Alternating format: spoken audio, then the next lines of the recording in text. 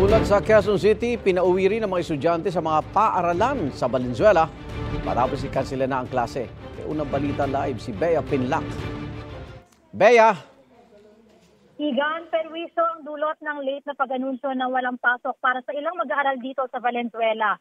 Maaliwalas ngayon ang panahon dito pero mag-aalas sa 6 na ng umaga na magdeklara ang LGU, hindi lang sa Valenzuela kundi pati na rin sa ibang karatig na lungsod na walang pasok sa lahat ng antas sa pampubliko at pribadong paaralan.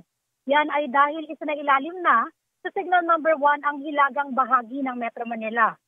Ang ilang mag-aaral na nakausap natin, nasayangan sa maaga nilang gising at pagpunta nila sa paaralan para lang daw umuwi kaagad. Panawagan nila mas maaga ng anunsyo para hindi masayang ang paghahanda nila at pamasahe papuntang eskwelahan. Yan muna ang latest mula rito sa Valenzuela, Bea Pinlac para sa GMA Integrated News.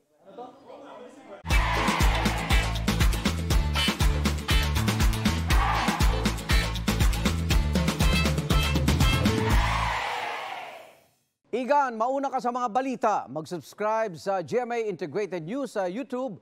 Sa mga kapuso abroad, subaybayan nyo kami sa GMA Pinoy TV at sa www.gmanews.tv.